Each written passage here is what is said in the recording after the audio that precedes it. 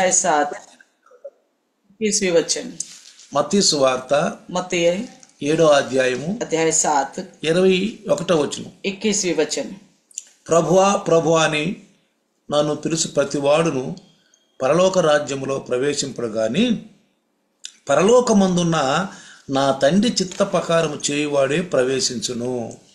जो मुझसे हे प्रभु कहता है उनमें से हर एक स्वर्ग के राज में प्रवेश ना करेगा परंतु वही जो मेरे स्वर्गीय पिता की इच्छा पर चलता है. మనందరికీ తెలుసు हम सब जानते हैं అపోస్తులు प्रेरित వారి బోధలో కూడా उनके संदेश में भी క్రీస్తు దేవుని కుమారుడు मसीह जो है परमेश्वर का पुत्र है. క్రీస్తు దేవుని కుమారుడని వాళ్ళు ప్రకటించారు. उन्होंने ये प्रचार किया है कि मसीह परमेश्वर का पुत्र है.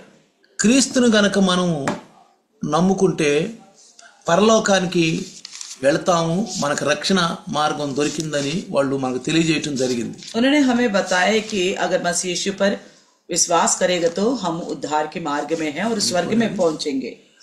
అయితే ఇక్కడ 5వ అధ్యాయము 2వ కొరింథీ 5వ అధ్యాయము 20వ వచనం మనం ఒకసారి చదివితే दूसरी कोरिन्थी 5वें अध्याय का वचन 20 अगर हम पढ़ेगा 20వ కావున దేవుడు మా ద్వారా వేడుకొనినట్టు మేము క్రీస్తుకు రాయబారులమై దేవునితో సమాధానపడుడని క్రీస్తు పక్షంగా మిమ్మల్ని బతిమాలు కొనుచున్నాము అని పౌలు గారు చెప్పడం జరిగింది. पौलुस कहता है कि दूसरी कोरिन्थी 5:20 में इसलिए हम मसीह की राजदूत है मानो परमेश्वर हमारे द्वारा विनती कर रहा है. हम मसीह की ओर से निवेदन करते हैं कि परमेश्वर के साथ मेल मिलाप कर ले. అంటే यानी कि దేవుడు మా ద్వారా వేడుకొనినట్టు कहता है कि मानो परमेश्वर हमारे द्वारा विनती कर रहा అంటే అపోస్తుల ద్వారా దేవుడు మరి మనల్ని వేడుకుంటున్నాడంట. तो कहता है प्रेरितों के द्वारा परमेश्वर विनती कर रहा है. మేము క్రీస్తుకు రాయబారులమై దేవునితో సమాధానపడుడని క్రీస్తు పక్షంగా మేము బతిమాలు కొనుచున్నాము. और कहता है कि हम मसीह के राजदूत है, हम मसीह की ओर से निवेदन करते हैं कि परमेश्वर के साथ मेल मिलाप कर लो. అంటే ఇక్కడ క్రీస్తు పక్షముగా మీరు భూమి మీద క్రీస్తు పక్షముగా అదృశ్య దేవుణ్ణి ఎలా ప్రకటిస్తున్నారో మనకు అర్థం అవుతుంది. ये मसीह की ओर से किस प्रकार अदृश्य परमेश्वर के बारे में प्रचार करते हैं कि ये बात हमें समझ में आता है. మనమందరము కూడా ఆనాడు మొదటి శతాబ్దంలో ఉన్నటువంటి అపోస్తులు కానీ ఆ యొక్క మరి ఆ జనరేషన్ కానీ వాళ్ళు క్రీస్తుని చూశారు. उस समय जो पहली शताब्दी के लोग थे, उस पीढ़ी के लोग मसीह को इन्होंने देखा था, క్రీస్తుని చూశారు. मसीह को देखा है. ఆ తర్వాత వచ్చిన వారు క్రీస్తు చనిపోయి పరలోకానికి వెళ్ళిన తర్వాత ఆ తర్వాత జనరేషన్ యేసుక్రీస్తుని చూడలేదు. उसके बाद जैसे यीशु मसीह की मृत्यु हो गई, जी उठा, स्वर्ग में चले गए, उसके बाद की पीढ़ी मसीह यीशु को नहीं देखा. మనం కూడా యేసు ప్రభువుని చూడలేదు. हम भी नहीं देखा है मसीह यीशु को. మనం కూడా యేసు ప్రభువుని చూడలా. हम भी नहीं देखा है मसीह यीशु को. అయితే तो फिर మనం యేసు ప్రభువుని చూడలేదు, मसीह यीशु को तो हमने देखा ఆయన नहीं, ఎరగము, उन्हें जानते नहीं, కానీ విశ్వాసం ఉంచుతున్నాం. लेकिन हम विश्वास रखते हैं. బైబిల్ ఏమంటుందంటే बाइबल क्या कहती है? విశ్వాసం ఉంచు विश्वास रखो. అంటే విశ్వాసాన్ని ప్రకటించింది. विश्वास को प्रकट किया है. విశ్వాసం అంటే ఏందో మనందరం వింటున్నాం. विश्वास का मतलब हम सब सुनते हैं. మనకి ఇది కొత్త కాదు, ये कोई बात नहीं है. మనకు కొత్త కాదు. చాలా కొత్తగా వాళ్ళు చాలా మంది ఉండొచ్చు సంఘాల్లో. कई सारे कलिशों में लोगों को विश्वास का मतलब के विषय में नया होंगे. అంతగా సువార్త ఎరగని వాళ్ళు కూడా ఉండొచ్చు. इतना ज्यादा सुसमाचार ना जानने वाले लोग भी हो सकते हैं. ఎంతవరకు వాళ్ళు ఎరిగి ఉన్నారో అంతవరకే ఎరిగి ఉండొచ్చు. जितने उतने जानते हैं उतने तक जानने होंगे. కొన్ని విషయాలు వాళ్ళకి తెలియకపోవచ్చు. कुछ विषय उनको शायद नहीं पता हो. కొన్ని ఆత్మీయ విషయాలు ఆత్మీయ లోతులు కూడా తెలియకపోవచ్చు. कुछ आत्मिक बातें गहराई उन्हें नहीं पता होगा शायद. అసలు కొంతమంది క్రైస్తవుల్లో कुछ ईसाइयों में సంవత్సరాల తరబడి సంఘాల్లో ఉన్న వాళ్ళు सालों होते जा रहे कलिशे में रहते हुए మా కుటుంబమే క్రైస్తవ కుటుంబం అన్న వాళ్ళు जो कहता हम अपने आप को मसीह परिवार से हैं, క్రీస్తు వస్తాడంటే నమ్మకం లేదు. वो ये भी भरोसा नहीं करते मसीह यीशु आने वाला है. నేను చాలా మందిని గమనించాను. मैंने बहुत सारे लोगों को देखा था. క్రీస్తు వస్తాడంటే मैं कहता हूँ मसीह आएगा ఇంకేం వస్తాడులే అండి, ఎప్పటి నుంచో వస్తాడు అంటారు, ఇంకేం వస్తాడులే అన్నది. तो कहते हैं कि कहाँ से आएगा, कितने दिनों से सुनते आ रहे आएगा कहाँ से आएगा करके बोलते. క్రీస్తు లేదు ఏం లేదులేండి, ఇదంతా ఒక మిద్దిలేండి, ఇదంతా చెప్పుకోవటమే అంటున్నారు. तो बोलते हैं केवल कहने के लिए है, कोई मसीह आने वाला नहीं है. करके बोलते हैं। ఇందులో తప్పుడు సువార్తలు కూడా ఉండేయండి. इसमें कुछ गलत संदेश भी है। ఇప్పుడే కాదు, अभी नहीं, ఇప్పుడే కాదు, केवल अभी की बात, క్రీస్తుకు పూర్వం నుంచి కూడా, मसीह की पूर्व से भी, క్రీస్తు శకం నుంచి కూడా, और यीशु की बात भी, క్రీస్తుకు విరుద్ధంగా అనేకమైనటువంటి పత్రికలు, అనేకమైన పుస్తకాలు, అనేక మంది రచయితలు లేచారు. तो मसीह के विरुद्ध कई सारे पुस्तकें लिखे, बहुत सारे लेखक भी निकले हैं। చరిత్రలోకి వెళితే, इतिहास में देखेगा तो, మనం చరిత్రలోకి వెళితే अगर इतिहास में जाएंगे तो చాలా విషయాలు మనకు అర్థం అవుతాయి. कई सारी बातें हमें समझ में आता है। కొన్ని దాగి ఉన్న సత్యాలు కూడా ఉన్నాయి. कुछ छुपी हुई सच्चाई भी है। వాటిని బయటికి తీసి కనుక చూస్తే, अगर उन्हें निकाल कर देखे, ఇక్కడ యేసు ప్రభుని చెడ్డగా చిత్రీకరించిన వారు కూడా ఉన్నారు. मसीह यीशु को बारे में बुरा प्रचार करने वाले लोग भी हैं। కానీ వీటన్నిటిలో కనుక లోతుల్లో కనుక మనం వెళ్తే, अगर इन बातों की गहराई में हम जाएंगे तो మన మైండ్ ని సాతాను ఉపయోగించుకుంటాం. हमारे दिमाग को शैतान इस्तेमाल करेगा। అందుకే इसलिए పరిశుద్ధాత్ముడు చక్కగా ఆయన ప్రణాళిక చేశాడు. इसलिए पवित्र आत्मा परमेश्वर ने अच्छी योजना बनाई। ఏంటి ఆ ప్రణాళిక అంటే, क्या है ये योजना? భక్తుల్ని 40 మంది భక్తుల్ని ఎన్నుకుని, 40 भक्तगणों को चुना, 40 మంది భక్తుల్ని ఎన్నుకుని 40 भक्तगणों को चुना। 16 సంవత్సరాలు, కొంతమంది 15 అంటున్నారు, కొంతమంది 14 అంటున్నారు, కొంతమంది 16 అంటున్నారు. कुछ लोग 14 बोलते, 15 बोलते, कुछ 16 बोलते हैं। ఏది ఏమైనా గాని कुछ भी हो, ఆ కాలంలో, उस समय में ఆ ప్రాంతాల్లో, ఆయా ప్రాంతాల్లో ఉన్నవారు ఒకళ్ళకంటే ఒకళ్ళు తెలియని వాళ్ళు ఈ బైబిల్ రాయటం జరిగింది.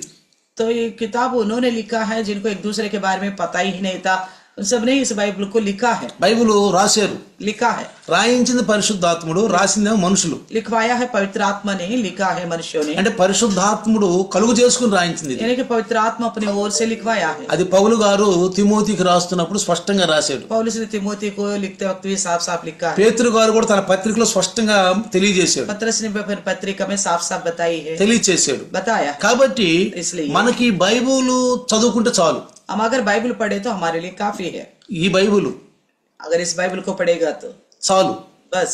కానీ మీరు లోతుగా గనుక వెళ్తే, अगर आप गहराई में जाओगे, అవన్నీ విన్నప్పుడు ये सारी बातें जैसे हम सुनते हैं, దాన్ని తట్టుకునే శక్తి కూడా మనకు ఉండదు. उसको बर्दाश्त करने की शक्ति नहीं रहेगी ఎందుకంటే हमारे నేను पास। చదివాను కాబట్టి, నేను తెలుసుకున్నాను కాబట్టి మీకు చెప్తున్నాను. क्योंकि मैंने पढ़ा था, जाना था, इसलिए मैं आपको बता रहा हूं। మనం ఆ శక్తి సాలదు. हमारी शक्ति कम पड़ेगा అది చాలా మనకి సైతాను మనం డైవర్ట్ చేస్తాడు. तो शैतान हमें बहुत बुरी तरह गुमराह करेगा। అరే ఇంతుందా అని, क्या इतनी कुछ है बोल, ఇంతుందా అని. क्या इतना कुछ, అది సత్యమా? क्या वो सत्य है? సత్యం కాదు. वो सत्य नहीं है, అది సత్యం కాదు, सच नहीं है, అది అసత్యం. वो असच्चाई है, మనుషుల యొక్క కల్పన. मनुष्यों की कल्पना है। నేను ఆలోచించాను, मैंने सोचा था ఇది ఎక్కడి నుంచి వచ్చింది. అది ये कहाँ से आई? నేను ఎన్నోసార్లు మీకు చెప్పాను, मैं कई बार बताया हूं, మీకు గుర్తుందో లేదో. पता नहीं आपको याद है कि नहीं। యేసు ప్రభుల వారు చనిపోయి సమాధి నుండి తిరిగి లేచిన తర్వాత, मसीह यीशु की मृत्यु होकर कब्र में से जी उठने के बाद, ఇది ఖచ్చితమైంది, ఇది నిజమైంది, ये हकीकत की बात है, ఆయన చనిపోయాడు. वो मृत्यु हो गए थे। మనం ఎందుకు ఏమి నమ్ముతున్నాం ఇప్పుడు? हम क्या भरोसा యేసు करते हैं? ప్రభుని మనం చూడకపోయినను यीशु मसीह को अगर हम नहीं भी देखा हो, మన విశ్వాసం ఉంచుతున్నాం. हम विश्वास रखते మన हैं। విశ్వాసం వ్యర్థమైంది కాదు. हमारे विश्वास बेकार का नहीं है। మన విశ్వాసం ఏందో గాలి కొట్టుకున్నట్టు కాదు. हमारे विश्वास हवा को पकड़ने वाला नहीं है। మన విశ్వాసం మిద్ది కాదు. हमारे विश्वास कोई माया नहीं है। ఏదో సరిపెట్టుకుందాం అన్నది కాదు. तो बस यहाँ तक काफी है करके सोचने वाली बात ఎందుకంటే नहीं है। क्योंकि బైబిల్ చరిత్రతో కూడింది. बाइबल जो है इतिहास से जुड़ा हुआ है। నేను ఎన్నోసార్లు చెప్పాను, कई बार बता चुका हूँ। బైబిల్ 3 విధాలుగా చెప్పొచ్చు. बाइबल को 3 तरीके से बता सकते हैं। సందేశాన్ని 3 విధాలుగా చెప్పొచ్చు. संदेश को 3 तरीके बता सकते हैं। ఒకటి చరిత్ర అంశం, एक तो इतिहास के तौर पर, 2 ఆత్మీయ అంశం, दूसरे आत्मिक तौर 3 पर, అక్షరార్థం. तीसरे जो अक्षर के तौर पर। జాగ్రత్తగానండి. ध्यान से सुनो। ఒకటి एक तो చరిత్ర అంశం, इतिहास के और तौर पर, 2 दूसरा ఆత్మీయ అంశం, आत्मिक तौर पर, 3 तीसरा అక్షరార్థం. अक्षर के तौर पर। కొంతమంది అక్షరాన్ని తీసుకుంటారు, कुछ लोग अक्षर को ही लेते हैं, చరిత్రను కలుపుతారు, इतिहास को जोड़ देते हैं, ఆత్మీయత ఉండదు.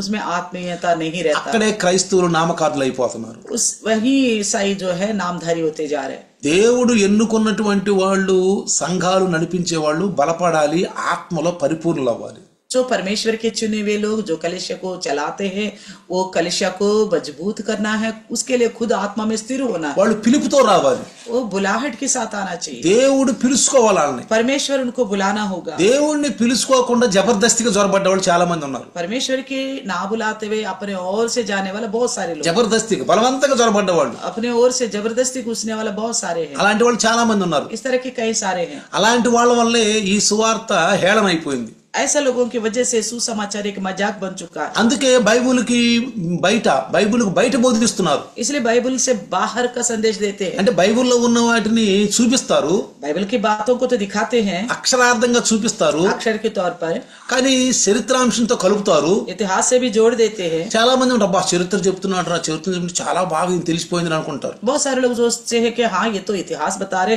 इसका मतलब ये बहुत कुछ जानता है. ఫర్ ఎగ్జాంపుల్ सादृश्य के लिए ఒక విషయం చెప్తాను. एक बात बताता हूँ. ఇలాంటి పాస్టర్ లేకపోలా, इस तरह का भी पासवान नहीं है करके नहीं बोल सकते. యేసు ప్రభు సుకార గాంకి వెళ్తున్నప్పుడు ఆయన ఆ బావికి ఎంత దూరంలో కూర్చున్నాడు? यीशु मसीह सुकार के कुआं तक जाने के लिए उस कुआं से कितनी दूर में बैठे थे? దీనికోసం నేను చర్చ చేశాను అంటాడు. इसके लिए मैं चर्च किया हूँ. ఎంత దూరంలో కూర్చున్నాడు? कितने दूर में बैठा था? సమరయ స్త్రీకి మాట్లాడేటప్పుడు సమరయ స్త్రీకను యేసు ప్రభుకి ఎంత దూరంలో కూర్చున్నాడు ఇద్దరు? यीशु मसीह सामरिया स्त्री से बात करते वक्त सामरिया स्त्री से मसीह यीशु कितने दूर में बैठे थे? ఆ కొండ ఆమె బావికి అవతల పగల కొట్టిందా, ఇక్కడ పగల కొట్టిందా? वो कुआं की बाहर मटका फोड़ी थी या इधर इस तरफ फोड़ी थी मटका? నీకెందుకండి ఎక్కడ పగల కొడితే? आपको क्या करना कहीं पे भी फोड़ा हो? ఇది ఎట్లుంటదంటే, कैसा लगता है कि ముగ్గురంట బాగా తాగారంట, 3 लोगों ने खूब पिया था, బాగా తాగారు, बहुत ज्यादा पी लिया. ఆటో కూడా దగ్గరికి వచ్చి ऑटो के पास आके డేయ్ ఆటో ఆపరా అన్నారు. ऑटो रोको बोला, అడు ఆపాడు. उसने रोका. డేయ్ పదరా అన్నారు. उन्होंने बोला चल चलाओ. బాబు వీళ్ళు బాగా దాగి ఉండారు, अरे ये तो बहुत ज्यादा पिया हुआ है, నేనే పోయింది ఎందుకు నాకని, मुझे क्या करना है? నేను రానండి అన్నాడు. उन्हें बोला मैं ऑटो वाला में नहीं आऊंगा. బలవంతంగా ఎక్కి కూర్చున్నారు, जबरदस्ती चढ़ के बैठ गए. ముగ్గురు ఎక్కి కూర్చున్నారు. तीनों चढ़ के बैठ गए. ఏం చేశాడు? इसने क्या किया? ఆటోను బాగా రేజ్ చేసి స్టార్ట్ చేసి ऑटो को ऐसा रेज किया, स्टार्ट कर दिया. జస్ట్ అట్లా ఒక అడుగు అట్లా ముందుకు పోనిచ్చి एक कदम आगे चलने दिया, ఆపేసి रोक कर. వచ్చేసిందండి మీ స్థలం దిగండి అన్నాడంట. तो बोलने लगा आपकी मंजिल पहुंच गई, आप उतर जाइए बोला. ఒకడు అన్నాడంట एक ने बोला థ్యాంక్స్ అయ్యా थैंक्स అన్నాడు. बोला एक ने, దిగుతా. उतरते हुए. రెండోడు అన్నాడంట दूसरे ने बोला అరే సెకండ్ రా अरे हाथ मिलाओ, అని అన్నాడంట. हाथ मिलाओ. మూడోవాడు లాగి చంపకాయ మీద కొట్టాడు. तीसरे ने खींच के मारा गाल पर. ఈ ఆటోడు అనుకున్నాడంట, इस ऑटो वाले ने सोचा అరే రే ఇది కనిపెట్టాడు రా, अरे इसका मतलब इसने पहचान लिया, కనిపెట్టాడని. पहचान लिया बोलकर ఎందుకయ్యా కొట్టావు అన్నాడు. क्यों मारा तुमने करके पूछा. ఇదిగో స్పీడ్ చాలా తగ్గించు, देखो रफ्तार को कम करो, इतना तेज नहीं चलना चाहिए था. అట్ట నడిపే వరకు పైకి పోతాం, इतना तेज रफ्तार चलाओगे तो ऊपर चला जाएगा, జాగ్రత్త ఉన్నాడు सावधान से चला बोला. అని వెళ్ళిపోయాడు. इस तरह बोल के तीनों चले गए. ఎట్టుంది ఇది? कैसा लग रहा है? ఆడికి వాడి మంజిల్ వచ్చింది అనుకున్నాడు. वो खुद सोचा उसने मेरा मंजिल पहुंच गया. సత్యం सत्य क्या है? ఆటో నడిచింది అనుకున్నాడు, वो सोचा ऑटो चल रहा था, ఆటో నడిచిపోయింది అనుకున్నాడు. ऑटो तो चल ही रहा था, वो सोच रहा है. కాబట్టి ప్రియులారా, इसलिए प्रियो ఇక్కడ సత్యం అనేది ఎంత ఉందో అది మనం అనుకుంటాం, ఎప్పుడు నేతి బీరకాయలో నెయ్యి ఎంత ఉందో అన్నట్టుగా అంటాం కదా ఒకసారి. जैसे हम बोलते हैं ना घिया में घी कितना है बोलते हैं ना, इस प्रकार सत्य कितना है समझ नहीं पा रहे. అసలు బైబుల్ మనకి ఏం చెబుతుందంటే సత్యమే చెబుతుంది. तो बाइबल हमें क्या बताता है? केवल सत्य ही बताता है. ఇదంతా తీసుకొచ్చి ఆ చెత్తని అదంతా తీసేసేసి చక్కగా ఒక ప్రణాళికలో పరిశుద్ధాత్మ దేవుడు సమకూర్చినటువంటి ఈ పరిశుద్ధ గ్రంథం. तो बाइबल ग्रंथ इस तरह इकट्ठा किया गया है, जो कचड़ा है, खराब है, जो नहीं चाहिए, उन सभी चीजों को हटाकर जितनी आवश्यकता है उन अच्छी अच्छी बातों को लेकर ऐसा समेट कर लिखा गया है ये पवित्र ग्रंथ. దానికి పౌలు గారు తిమోతికి రాస్తున్న ఉత్తరంలో చక్కగా చెప్పాడు. तो पौलुस ने जिस तिमोथी के लिए चिट्ठी लिख रहा था उसमें बड़ी साफ साफ बताया. తర్వాత పేతురు కూడా తన యొక్క పత్రికలో రాశాడు, इसके बाद पत्रस ने भी लिखा अपने पत्री में, ఇది దైవావేశం వలనే జరిగింది అని. ये परमेश्वर की आवेश से ही हुआ है. ఈ బైబుల్ రాయటం దైవావేశం వల్ల జరిగింది. ये परमेश्वर की आत्मा के वश में हुआ है ये ఈ लिखना. 12 మంది అపోస్తులను కూడా దేవుడే ఎన్నుకున్నాడు. ये 12 चेलों को भी परमेश्वर ने ही चुना था. తన ఇష్టం వచ్చినట్లుగా అక్కడక్కడ ఉన్న వాళ్ళందరినీ ఎన్నుకున్నాడు. तो अपनी मर्जी के अनुसार लोगों को चुना है. యేసు ప్రభువుని వెంబడించిన వారు సమూహాలు ఉన్నారు ఆ దినాలలో. यीशु मसीह का पीछे चलने वाला कई सारे झुंड थे, చాలా సమూహాలు ఉన్నారు. बहुत ज्यादा लोग కానీ था. వాళ్ళలో మనకి 12 మందిని ఎన్నుకున్నాడు. तो मगर उनमें से केवल 12 लोगों को ही चुना था. అంటే ఇది ప్రవక్త అని యెషయా చెప్తాడు. यशायाह नबी बोलता है, ఆయన ఏమంటాడంటే, क्या कहता है? ఆ బోధను చేకూర్చి ఇది శిష్యులకు అప్పచెప్పుము అని దేవుడు యెషయా ప్రవక్తకు తెలియజేశాడు. तो यशायाह नबी से परमेश्वर ने कहा था उस संदेश को इकट्ठा करो और चेलों को सौंप दो. రాయబడి ఉంది, लिखा हुआ है, అది రాయబడి ఉంది. ये लिखा हुआ है. యెషయా గ్రంథంలో ఈ మాట రాయబడి ఉంది, నువ్వు సందేశం చెప్పి సందేశాన్ని కలిపి అదిగో నా శిష్యులకు దానిని అప్పగించు. तो संदेश को इकट्ठा करो और मेरे चेलों तक पहुंचा दो। ఇది బైబిల్లో రాయించు దీన్ని రాయించు అన్నాడు. బైబిల్ అని కాదు, దీన్ని రాయించు, గ్రంథస్థం చెయ్యి. इसका ग्रंथस्थ करना करके बताया है, గ్రంథస్థం చేయమన్నాడు. ग्रंथस्थ करना. కాబట్టి ఇది దేవుని యొక్క చిత్తము, ये परमेश्वर का इच्छा है. ఈ బైబిల్ ప్రపంచాలకు అందటం దేవుని చిత్తం. ये बाइबल दुनिया तक पहुंचना परमेश्वर की इच्छा है. నీకు నాకు దొరకటం దేవుని చిత్తం. आपको और मुझे भी ये मिलना परमेश्वर की इच्छा है. ఈ బైబిల్ క్షుణ్ణంగా చదువుకోవటం కూడా దేవుని చిత్తం. इस बाइबल को अच्छी तरह पढ़ना भी बाइबल परमेश्वर का इच्छा దీనిలో है. దేవుని చిత్తాన్ని ఎరిగి ఉండటం కూడా మనకు అవసరం. इसके अंदर का परमेश्वर का उद्देश्य को जानना भी बड़ी जरूरी है.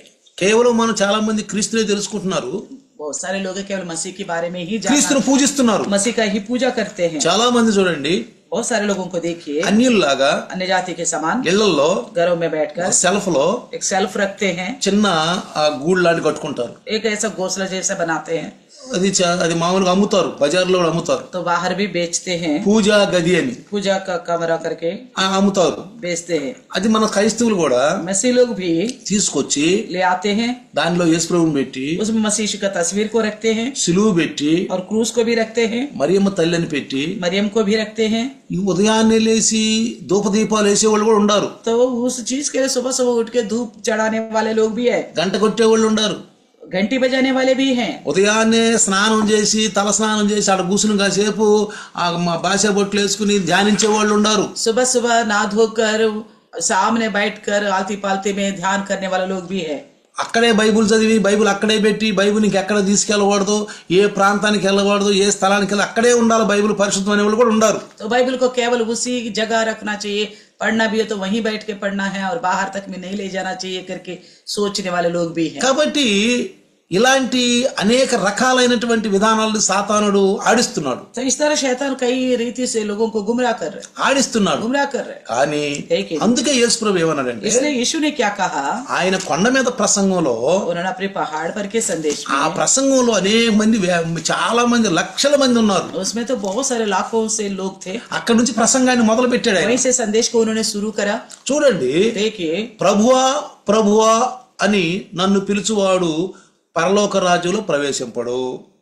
जो मुझसे हे प्रभु कहता है, उनमें से हर एक जन स्वर्ग राज्य में नहीं प्रवेश करेगा. క్లియర్ గా చెప్పేసాడు. बड़ी साफ साफ बताया. యేసును పూజించేవాళ్ళు, यीशु की पूजा करने वाले, కొంతమంది జపమాల తీసుకుని, कुछ लोग जपमाला को लेते हैं, జపమాల రోజులు रोजरी लेते हैं. అది ఒక పెద్ద పూస ఉంటుంది, దాంట్లో एक बड़ी मोती होगी, वो एक, ఒక 50 పూసలు ఎన్నో ఉంటాయి. बाकी कुछ और मोतियां होंगे छोटे छोटे. దాన్ని లెక్కేసుకుంటూ उसको गिनते हुए ఏ పని చేస్తున్నా चाहे कोई भी काम कर रहे, ఆ పూసలను లెక్కేసుకుంటూ ఉంటారు. उस मोतियों को गिनते रहते ఇది हैं. ఒక ధ్యానం అనుకుంటారు. इसी को सोचते हैं ध्यान करना, ఇది ఒక ధ్యానం అనుకుంటారు. परमेश्वर का ध्यान करना सोचते हैं. కాబట్టి ప్రియులారా, इसलिए प्रियो, ఈ విధంగా इस तरह తప్పుడు మార్గాల్లో నడిచేవాళ్ళు చాలా మంది ఉన్నారు. गलत मार्ग में चलने वाले बहुत सारे लोग हैं. యేసునే కారిగట్టు పెట్టుకుని, यीशु को ही निशाना बनाकर దాని దండం పెట్టుకుని, हाथ जोड़ते हैं, యేసునామమే కలిగి ఉండి यीशु का नाम लेते हैं. అనేవాళ్ళు కూడా ఉన్నారు. तो यीशु तक ही सोचने वाला लोग भी है. కానీ లేకిన్ ఇక్కడ యేసు ప్రభు ఏమంటాడంటే, यहाँ यीशु क्या कहता है, ప్రభువా ప్రభువా అని నన్ను పిలుచువాడు ప్రతివాడు పరలోక రాజ్యం ప్రవేశింపడు.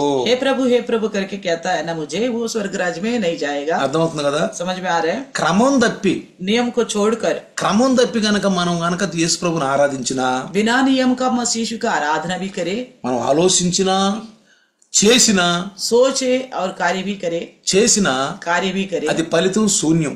फल तो मिलेगा ही नहीं, शून्य है. ఫలితం శూన్యం. फल तो शून्य ही అందుకే होगा. యేసయ్య అన్నాడు, इसलिए यीशु ने कहा, ఎవ్వరు కూడా మిమ్మల్ని మోసపరుచుకోకుండా చూసుకోండి అన్నాడు. आप चौकस रहो ताकि कोई आपको गुमराह ना कर सके. క్రైస్తవుల్ని, ईसाई लोगों से, యేసుని వెంబడించిన వారు, यीशु के पीछे चलने ఆ वाले, మొదటి శతాబ్దంలో इस पहली शताब्दी में యేసు ప్రభుని అందరైతే వెంబడించారో मसीह यीशु को कितने लोगों ने पीछे करना शुरू करा. వాళ్ళని హెచ్చరించాడు, उन सबको सावधान किया, వాళ్ళని హెచ్చరించాడు, सावधान किया, వాళ్ళతోటి మాట్లాడాడు, उनसे बात किया है, వాళ్ళతో మాట్లాడాడు. बात किया है. అనేక మందికి అర్థం కాల యేసుక్రీస్తు బోధ.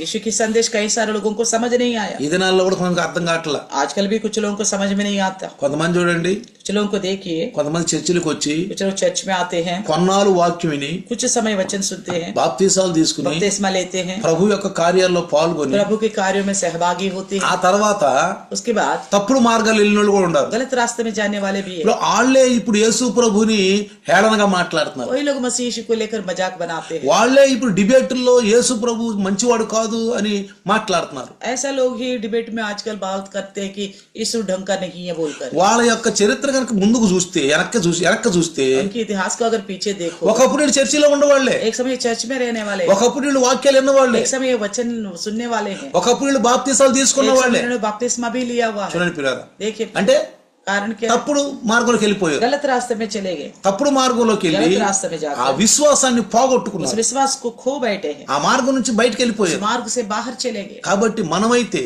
देखिए हम మార్గంలో ఉన్నాం, इसी मार्ग में हैं, మనం మార్గంలో ఉన్నాం. इसी मार्ग में हैं. అందుకే యేసయ్య విశాల మార్గానికి వెళ్ళొద్దు, इसने कहा था चौड़ा मार्ग में मत जाओ, అక్కడ చాలా విషయాలు ఉంటాయి, बहुत सारी बातें होंगे वहाँ पे, చాలా విషయాలు ఉంటాయి. बहुत सारे बातें होंगे वहाँ ఇరుకు पे. మార్గంలోకి వెళ్ళండి. सकेत मार्ग में जाओ करके ఇరుకు बोलता है. మార్గం అంటే ఆధ్యాత్మికంగా మనకిచ్చినటువంటి సందేశాన్ని, మనకిచ్చిన బైబుల్ని జాగ్రత్త చదువుకుంటూ జాగ్రత్త మన విశ్వాసాన్ని కాపాడుకోవాలి. सकेत मार्ग में होके जाने का मतलब क्या है कि हमें जो संदेश दिया है वो बड़े ध्यान से देखते हुए, पढ़ते हुए उसी के अनुकरण करते रहना है. सकेत मार्ग మనకు బైబుల్ ఇచ్చాడు, हमें बाइबल दिया है. మనకు చక్కగా 39 అధ్యాయాలు పాత నిబంధన పుస్తకాలు, 39 किताब है पुराने नियम के, పుస్తకాలు 39, 39 है किताब पुराने नियम పాత के, నిబంధన, पुराने नियम के, క్రొత్త నిబంధన नया नियम के 27 పుస్తకాలు. 27 किताब है. ఇది పరిశుద్ధాత్ముడు రాయించినటువంటి పుస్తకం. ये पवित्र आत्मा ने लिखवाया है इन किताबों को. అంతకు ముందు इससे पहले ఇక్కడ చూస్తే 3 బైబుల్ ఉన్నాయంట. तो इससे पहले 3 बाइबल है करके, ముందు చూస్తే 3 రకాల బైబుల్. इससे पहले 3 तरह की बाइबल. ఒకటి హెబ్రియా బైబుల్, एक तो हिब्रू की बाइबल, రెండోది గ్రీక్ బైబుల్, दूसरी जो है यूनानी बाइबल, మూడోది క్రైస్తవ బైబుల్. क्राइस्त बाइबल तीसरा, క్రైస్తవ బైబుల్. ईसाइयों का बाइबल. ఈ 3 ఉన్నాయి ఇక్కడ. 3 बाइबल थे. ఈ 3ని వివరంగా చెప్పాలంటే కొంచెం టైం పట్టుద్ది. इन तीनों को साफ साफ बताने के लिए समय लगेगा. దాంట్లోకి మనం కనుక వెళ్తే కొంచెం కన్ఫ్యూజన్ అవుద్ది. तो उसे समझने की कोशिश करेगा तो कंफ्यूज हो जाएंगे. మనం తెలుసుకోవాల్సింది ఏంటంటే हमें क्या जानना होगा? దానిలో నుంచి దేవుడు, పరిశుద్ధాత్మ దేవుడు దీన్ని బయటికి తీపిచ్చి 40 మంది ప్రవక్తల ద్వారా 1600 సంవత్సరాల వ్యవధిలో దీన్ని రాయించాడు. तो उन्हीं में से 40 परमेश्वर के भक्तगणों को चुनकर 1600 साल में ये सारा बाइबल ग्रंथ को समेट लिया गया, యేసు ప్రభువు గురించి తెలుసుకోవటానికి, क्योंकि मसीह यीशु के बारे में जानने के लिए, దేవుని యొక్క అద్భుతాలు తెలుసుకోవటానికి, परमेश्वर के अद्भुत कार्यों को जानने, దేవుడు ఎలాంటి వాడు తెలుసుకోవడానికి పాత నిబంధన ఉంది. परमेश्वर किस तरह का है इसे समझने के लिए पुराना नियम. ఆ భక్తులు ఎలా విశ్వాసాన్ని కాపాడుకున్నారో రాయబడి ఉంది. भक्तगण कैसे अपने विश्वास को बचाए वो भी लिखा. వాళ్ళకి మనకు సాదృశ్యంగా ఉంది. वो हमारे लिए एक सादृश्य बना. అందుకనే इसलिए పౌలు గారు पौलुस హెబ్రీయుల పత్రికలో, इब्रानी लिखी हुई पत्री మనందరూ తెలిసిన విషయమే, हम सब जानते हैं. హెబ్రీయుల పత్రిక 12వ అధ్యాయం 1వ వచనం చూస్తే इब्रानी का 12 का 1 देखेगा तो అక్కడ ఏమన్నాడంటే, वहाँ क्या कहता है? చూడండి చదువు. इस कारण जबकि गवाहियों का ऐसा बड़ा बादल हमको घेरे हुए हैं, तो आओ हर एक रोकने वाला वस्तु और उलझाने वाले पाप को दूर करके वे दौड़ जिसमें हमें दौड़ना है धीरज से दौड़े. ఇక్కడ చూడండి, ఇంత గొప్ప సాక్ష్య సమూహము మేఘం వలె మనల్ని ఆవరించి ఉన్నందున అంటున్నాడు ఇక్కడ. तो कहता है कि गवाहियों का ऐसा बड़ा बादल हमें घेरा हुआ है. పాత నిబంధన భక్తులు, पुराने नियम के भक्तगण, మనకంటే ఉన్న కొత్త నిబంధన భక్తులు, हमारे आगे जो नया नियम के भक्तगण, ఇదంతా గొప్ప సాక్ష్య సమూహం అంటున్నాడు. ये बहुत बड़ा ऐसा गवाहियों का झुंड है बोलता है. హెబ్రీయులకు రాస్తున్నాడు ఈ పత్రికని. इब्रानियों को लिखते हैं इस पत्री को. గొప్ప సమూహం అంటది, बहुत बड़ा झुंड है, మేఘం వలె ఉందంట. बादलों के समान है. తర్వాత उसके बाद మనము కూడా ప్రతి భారమును సులువుగా సిక్కులు పెట్టు పాపమును విడిచిపెట్టి విశ్వాసమునకు కర్తయు దానిని కొనసాగించువాడును యేసు వైపు చూచుచు మన ఎదుట ఉంచబడిన పందెములో ఓపికతో పరిగెత్తుదము. तो लिखा है कि हर एक रोकने वाले वस्तु, उलझाने वाले पाप को दूर करके वे दौड़ जिसमें हमें दौड़ना है धीरज से दौड़े की, और विश्वास के कर्ता और सिद्ध करने वाला ईश्वर की ओर ताकते रहे. ఆత్మ ఫలాలలో ఒక ఫలం ఏంటి? ధైర్యము, దీర్ఘశాంతం అంటే ఓపిక. तो आत्मिक फल में एक है कि धीरज. ఓపిక. धीरज. ఇప్పుడే పరలోకానికి వెళ్ళాలనే ఆలోచన కాదు. अभी की अभी कुछ कर जाए ऐसा नहीं, తెల్లారులేకే పరలోకానికి వెళ్ళిపోవాలి. बस बोर में ही सुबह सुबह ही प्रभु के राज में पहुंच जाए. తెల్లారులేకే నా విశ్వాసం పెరిగిపోవాలి. सुबह तक मेरा विश्वास बहुत बढ़ते जाना चाहिए, వెంటనే పెరిగిపోవాలి. तुरंत बढ़ना है. వెంటనే దేవుని జ్ఞానం ఒక్కసారి నా మీద ఉట్టిపడాలి. एकदम परमेश्वर का ज्ञान मेरे ऊपर आ जाना चाहिए. కొంతమంది అంటారు, कुछ लोग बोलते हैं 40 రోజులు ఉపవాసం ఉన్నాను. मैं 40 दिन के उपवास रखा हूँ. ఎందుకున్నావంటే क्यों रहा? ఆత్మలో నిండిపోవాలని ఉంటాను. आत्मा में भरपूर होने के लिए. వాళ్ళలో బైబుల్ చూస్తే బైబుల్ యొక్క క్రమాలు వాళ్ళలో ఉండవు. अगर हम देखते तो बाइबल का नियम उनके अंदर नहीं रहता. బైబుల్ కొంచెం విరుద్ధమైన కొన్ని కార్యాలు ఉంటాయి. बाइबल का विरुद्ध कार्य रहता है. నాకు ఆశ్చర్యం వేస్తుంది. मैं अचंभा हो जाता हूँ. వీళ్ళు ఏం పొందుకోవాలనుకున్నారు? ये लोग क्या पाना चाहा? వీళ్ళకి అర్థమవుతుందా? क्या समझ में आ रही है? వీళ్ళు నడిపించే వాళ్ళు కరెక్ట్ చెబుతున్నారు. వీళ్ళకి इनको चलाने वाला क्या ढंग के बता पा रहे नहीं. 40 రోజులు ఉపవాసం ఉండి ఏమని అనుకుంటున్నారు వీళ్ళు? 40 दिन उपवास रखे उन्होंने क्या समझा? ఆత్మలో బలపడాలి. कहता आत्मा में भरपूर, ఆత్మలో సిద్ధమైపోవాలి. आत्मा पे सिद्ध हो जाना है. ఇక్కడేమంటున్నాడు? या क्या कहता है? మన ముందు ఎదుట ఉంచబడిన పందెములో ఓపికతో పరిగెత్తుదుము. तो हमारे सामने जो दौड़ रखा गया उसमें धीरे से दौड़े. ఓపికతో పరిగెత్తాలంట. धीरे से दौड़ना है. రెండోది ఏమంటాడు? दूसरा क्या? మీకు కలిగిన రక్షణ గట్టిగా పట్టుకోండి. आपके जो उद्धार है अच्छी तरह थाम के रखना. అంటే ఏంటి?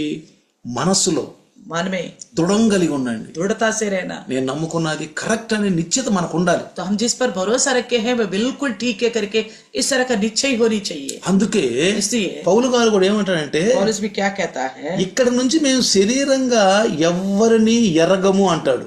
अब से हम शारीरिक तौर पर किसी को भी नहीं जानते बोलता है. మేము శరీరపరంగా ఎవ్వరిని ఎరగము. अब से हम शारीरिक तौर पर किसी को भी नहीं जानते बोलते. మేము యేసు ప్రభుని ఏ విధంగా వెరిగి ఉన్నామో हम मसीह को किस तरह जानते हैं. చూడండి, देखिए ఇక్కడ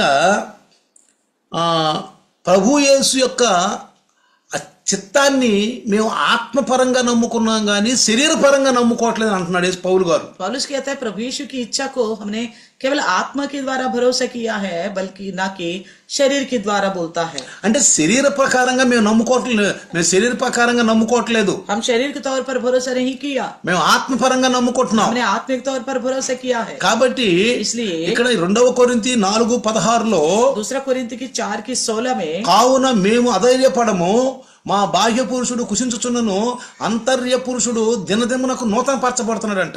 इसलिए हम याव नहीं छोड़ते, यद्यपि हमारा बाहरी मनुष्यत्व नष्ट हो जाता है तो भी हमारा भीतर मनुष्यत्व दिन प्रतिदिन नया होता जाता है. Praise the lord.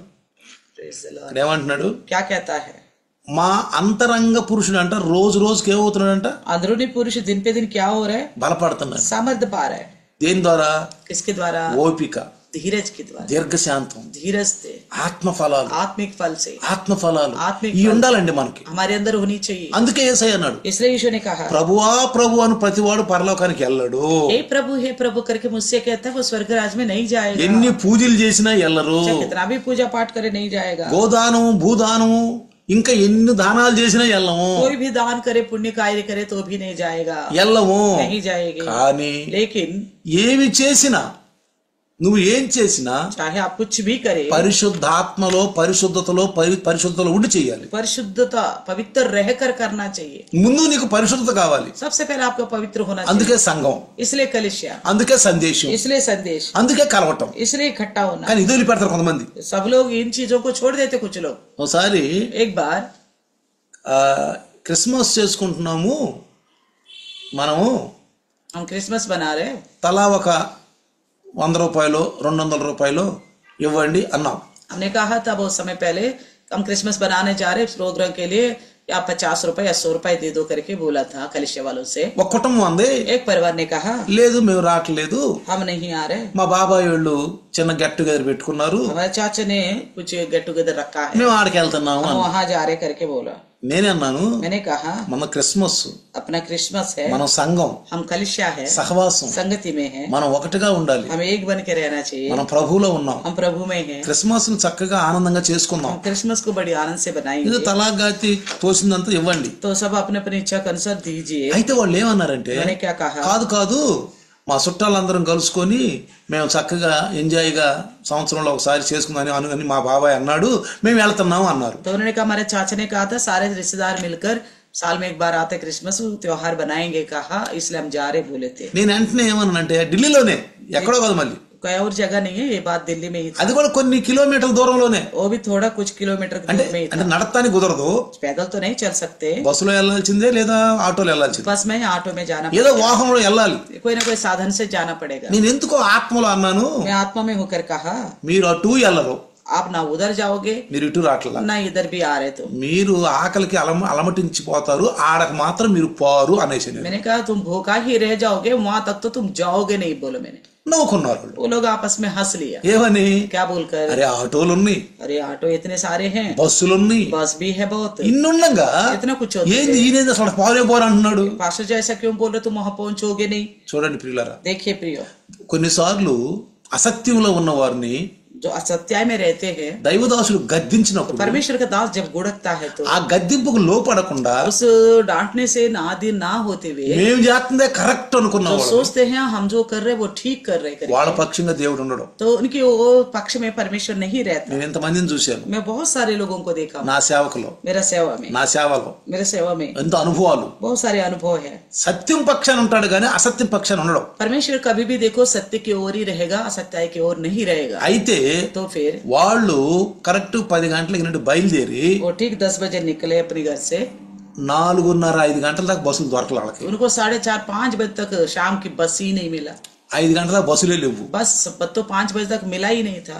సర్ది డిసెంబరు ये सर्दी है, दिसंबर का महीना है, చలిలో ठंड में, చివరికి వాళ్ళు తిరిగి వచ్చారు, నడిచి ఇంటికి వచ్చేసి तो वापस मुड़कर वो अपना अपना घर चले गए सब। కన్నీరు గార్చారు, तो फिर उन्होंने आंसू बहाया, ఏడ్చారు. रोया, అయ్యో దైవదాసుని మనం తేలిగ్గా అంచనేసేవి, प्रभु के दास को छोटा समझा हमने, ఇంత మంచి పట్టణంలో इतने अच्छे शहर में మనం ఉదయం నుంచి 10 గంటల నుంచి కూర్చున్నాం, మనకు బస్సులు దొరకలేదు, ఆటోలు లేవు, అసలు ఏవి లేవు, ఏంటి ఈ పరిస్థితి. तो सुबह 10 बजे से हम बस स्टैंड में बैठे, ना बस मिला ना ऑटो है, क्या हो गया ऐसा। ఇక్కడ మేము చక్కగా క్రిస్మస్ చేసుకున్నాం, हमने अपना क्रिसमस तो अच्छी तरह बनाया, ఆనందంగా बड़ी आनंद से చక్కగా ఆహారం సిద్ధపరుచుకున్నాం, अच्छी तरह भोजन को वस्तु మంచిగా तैयार ప్రేయర్లు किया, చేసుకున్నాం, अच्छी तरह प्रार्थना हुई, ఆనందంగా క్రిస్మస్ జరిగింది. बड़ी आनंद से क्रिसमस हुआ। వాళ్ళు वो जो गए थे ఉదాస్ అయిపోయారు. वो उदास हो गया। ఆ తర్వాత ఆదివారం చర్చికి వచ్చి फिर अगले हफ्ते इतवार को चर्च में आया, కన్నీరు గార్చారు నన్ను పట్టుకుని, मुझे को पकड़ के बहुत रोए थे, సాక్ష్యం చెప్పారు. उन्होंने गवाही बताया, అయ్యో ఎంత తప్పు చేసాం మేము, हमने बहुत गलत किया, నిజంగా తప్పు చేసాం. सच्ची में गलत किया। అందుకే కొన్నిసార్లు వాళ్ళు అంటారు, इसलिए कई बार वो बोलते हैं, అన్నయ్య నేను ఏం మాట అనబాక అన్నయ్య అన్నారు. भैया आप ऐसे ऐसे जल्दीबाजी में कुछ मत बोलना हमारे खिलाफ करके बोल। నేను అప్పుడు అంటాను, तब मैं कहता हूँ మేము అనవసరంగాను, हम बेकार में नहीं బైబిల్ बोलेंगे। ఏమనుంది, बाइबल में क्या कहता है, అనవసరంగానే వీళ్ళు బెత్తం ఉపయోగించరు నాయకులు. आपके ऊपर जो शिक्षक है आप यूं ही बेकार में आपके ऊपर बेत इस्तेमाल नहीं करेगा, చేసేది దేవుడు. करता है परमेश्वर। అందుకే అంటాడు దేవుడు, इसलिए कहता है ఒక परमेश्वर, ప్రవక్త ఏదన్నా చెబితే అది దేవుడు చేయాలి, అది జరగాలి, జరిగితే అప్పుడు ఆ ప్రవక్త చెప్పింది కరెక్ట్ అని మనం నమ్మాలని చెప్పాడు. तो परमेश्वर ने कहा था यदि कोई नबी कुछ बात बोलता है तो जब वो पूरा हो जाए तभी हमें भरोसा करना चाहिए, हाँ ये परमेश्वर के द्वारा ने बोला, नबी ने, అది జరగాలన్నాడు. उसे होना चाहिए था।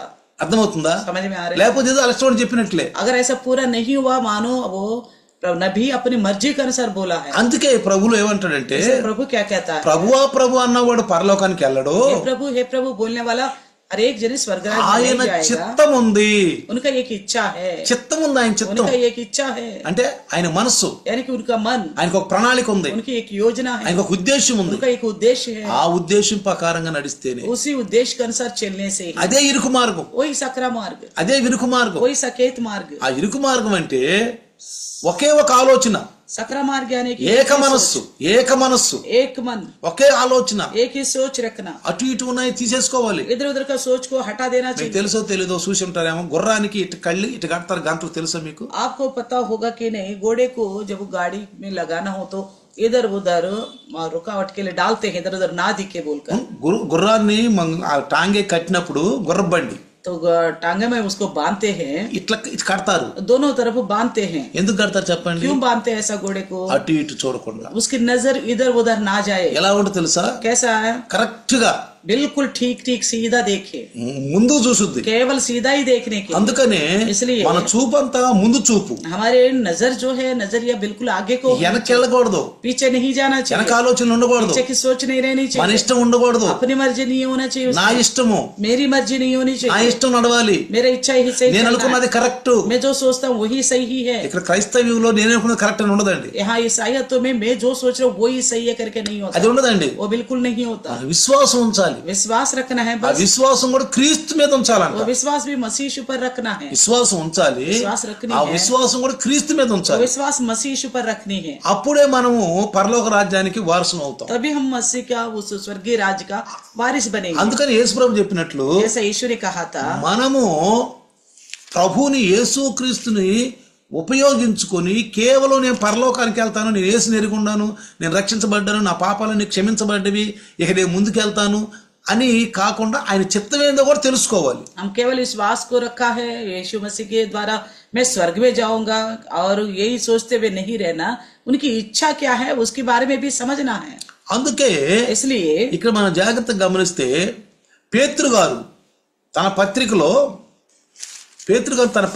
1వ పత్రిక పేతురు గారిది पतरस की पहली पत्री 1వ అధ్యాయము पहली अध्याय 5 నుంచి 10 వరకు 5 से लेकर 10 तक देखे. చక్కని మాటలు ఆయన ఆ పేతురు గారు అందించారు ఆ పత్రికలో. इस पत्रिका के द्वारा पतरस ने लिखा है, ఏమంటాడంటే क्या कहता है, మన విశ్వాసాన్ని పెంచుకోమంటున్నాడు. हमारे विश्वास को बढ़ाना चाहिए. ముందు విశ్వాసం పెంచుకోవాలి. सबसे पहले विश्वास को बढ़ाना है. ఆ విశ్వాసం ఎలా పెంచుకోవాలంటే कैसे बढ़ाना है कि ముందు విశ్వాసం ఉండాలంట. पहले तो विश्वास होनी है. ఆ విశ్వాసం అంట సద్గుణమును కలిగి ఉంటదంట. वो विश्वास जो है अच्छे गुण रखना चाहिए. సద్గుణమునందు జ్ఞానమును, और జ్ఞానమునందు ఆశా నిగ్రహము, ఆశా నిగ్రహమందు సహనమును, సహనమందు భక్తిని, భక్తి యందు సహోదర ప్రేమను, సహోదర ప్రేమ యందు దయని అమర్చుకొనుడి అంటున్నాడు. చూడండి అక్కడ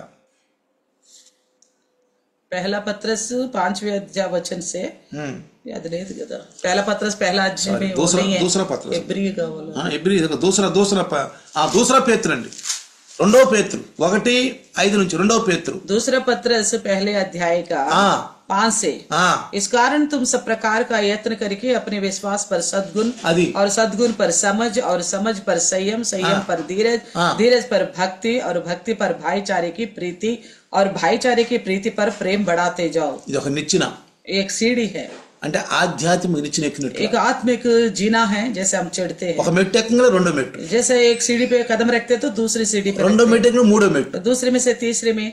ఇది ఎక్కటమా దిగటమా? इसको बोले चढ़े या उतरना है. ఎక్కటం. चढ़ना है. ఎట్లా?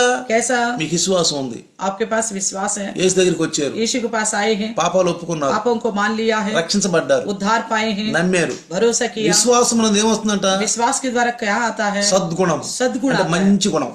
अच्छी गुण आता है. హృదయ శుద్ధి గల వారు ధైర్యులు, వారు దేవుని చూచెదరు. जिनका मन शुद्ध है वो परमेश्वर को देखेंगे. అంటే లోక విషయాలు ఉండవు ఇక. यानी कि संसार की बातें नहीं रहेंगी. ఇది వరకు ఉన్నటువంటి అభక్తి అయ్యే విషయాలు ఉండవు, पहले जैसा भक्ति नहीं होगी, అవన్నీ ఉండవు, वो सब नहीं లోక होगा. విషయాలు ఉండవు. संसार की बातें नहीं होगी. ఏంటది? क्या? శరీరాశ, నేత్రాశ, జీవడం ఇవన్నీ ఉండవు ఇక. शरीर का अभिलाषा, जीविका की घमंड, आंखों की अभिलाषा नहीं रहती. యేసుక్రీస్తు దగ్గర రాకముందు ఉన్న పాప స్వభావాలు ఉండవు ఇక. मसीह यीशु के पास आने की पहले की पाप स्वभाव नहीं रहेगा, కానీ వస్తా ఉంటాయి. लेकिन बीच बीच में आता रहेगा. వాటిని ఏం చేయాలి మనం? उन्हें क्या करना चाहिए? इन लक्षणों డిస్పోజల్ చేయాలి. को, उस लक्षण को खत्म कर देना चाहिए. అవి వస్తా ఉంటాయి. ऐसा सोच तो आएगा. ఇప్పుడు చూడండి, देखिए, ఇశ్రాయేలీయులు ఐగుప్తు నుంచి బయటకు వచ్చారు, इजराइल मिस्र से बाहर आ गए, అరణ్యంలో ఉన్నారు, మార్గంలో ఉన్నారు, जंगल के सफर में है, పాలు తేనె పొందే దేశానికి వెళ్తున్నారు.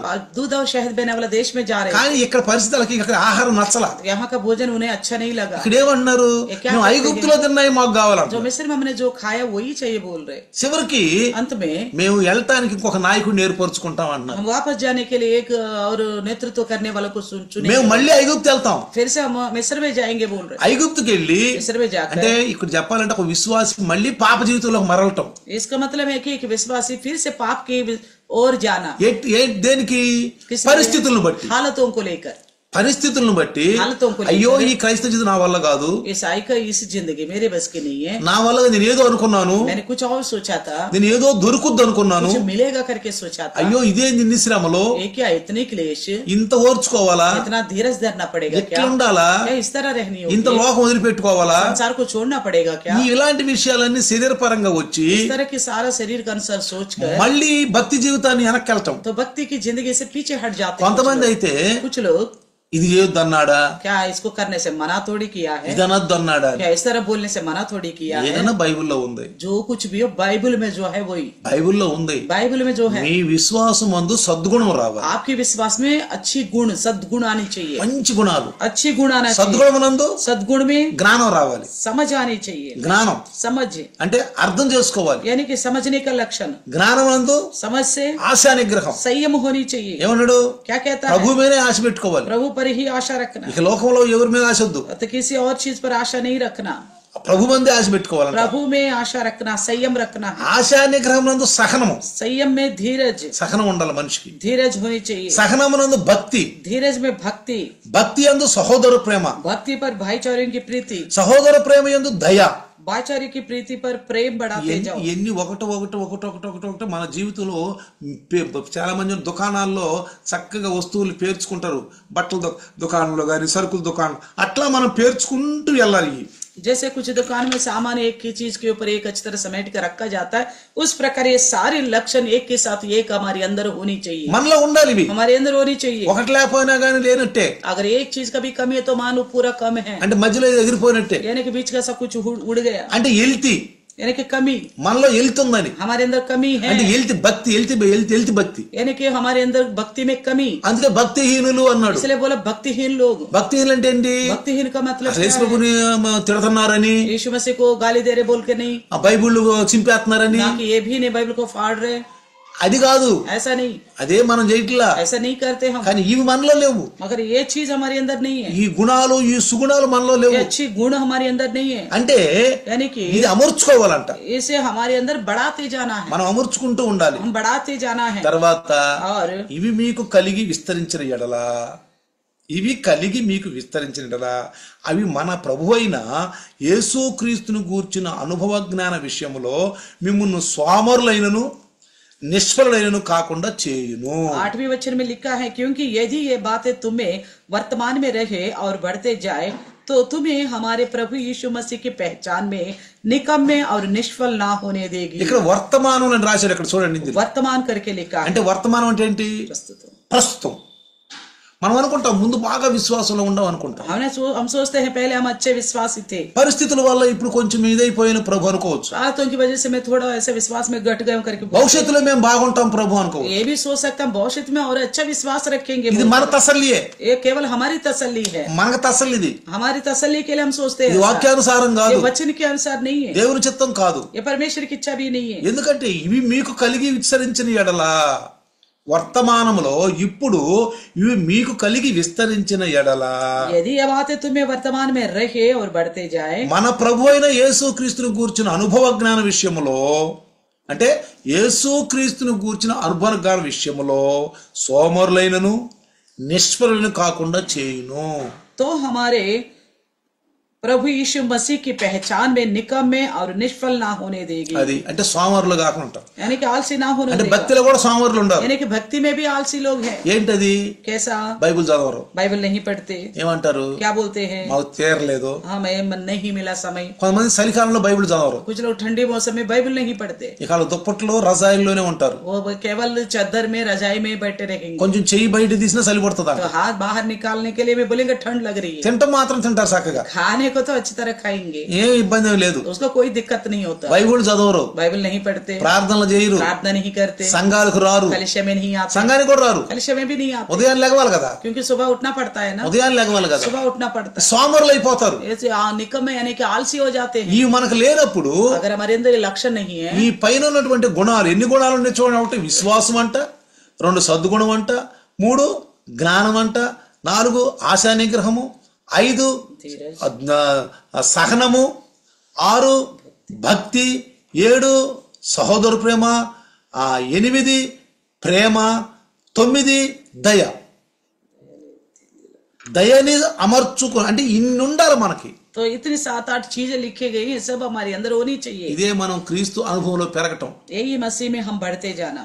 అంతేగాని ప్రభువా అని కూర్చుని రట్ట చేసి జపమాలలో ఉపవాసాలుండి, ఎందుకు ఉపవాసాలు ఉంటున్నామంటే బాగా పెరగాలి, ఆత్మ బాగా రావాలి, కొన్ని కార్యాలు జరగాలి అంటే. ఎప్పుడు జరుగుతాయి కొన్ని కార్యాలు? ये सारे लक्षण जो यहाँ बताया गया 2 पत्रस पहले अध्याय का 5 से 8 तक इन लक्षणों को हमारे अंदर नहीं पाते हुए हम ज्यादा उपवास रखेंगे, क्योंकि उपवास इसलिए आत्मा में बहुत बढ़ना है और प्रार्थना करते रहेंगे। इस तरह सोचने से नहीं, इसलिए बोला प्रभु यीशु ने, ये सब कुछ लक्षण ना होते हुए हे प्रभु बोलना कोई फायदा नहीं है। ఉపవాసం ఉండి ప్రార్థన చేసినప్పుడు అందరూ ఏక మనసులో ఉండాలి। उपवास से प्रार्थना करेंगे तो सब एक मन होनी चाहिए, అందరూ ఒకే మనసులో एक ही मन रखना है, మంచి పరిశుద్ధత కలిగి ఉండాలి। पवित्रता होनी जरूरी है। అప్పుడు ఉపవాస కూడికలు పెట్టి ప్రార్థన చేస్తే భూమి కదిలిందంట। तब उपवास की प्रार्थना रखने से धरती काम फूटी, చూసారా? देखा?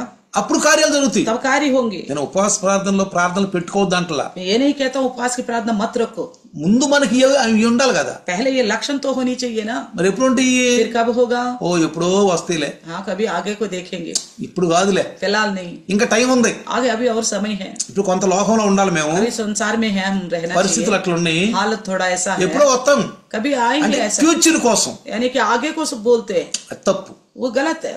భూతకాలం जो भूतकाल हो चुकी అంటే है, బాగా విశ్వాసంలో ఉన్నాం అప్పుడు మనం, बहुत अच्छे विश्वास में थे, एक నేను समय కాదంటలేదు, मना नहीं कर रहे, కానీ కంటిన్యూ చేయాలిగా, लेकिन उसे में बढ़ते जाना है ना, కంటిన్యూ చేయాలి। बढ़ते जाना है। నీకు కలిగిన దాని రక్షణ గట్టిగా పట్టుకో, आपको जो मिला उद्धार उसे अच्छी तरह थामे रखना, గట్టిగా పట్టుకో, अच्छी तरह पकड़ना, సైతాన్ లాక్కెళ్ళకుండా। क्योंकि शैतान ना खींच के ले जाए। అందుకే అంటాడు నడుముకు దట్టి కట్టుకో అంటాడు, इसलिए कमर कस कर बांध कर बोलता है, దట్టి కట్టుకో అంటాడు, कमर को बांध कर, ఎందుకంటే పాప లోకంలో పొంగిపోవద్దు। कहीं पाप की दुनिया में ना झुके।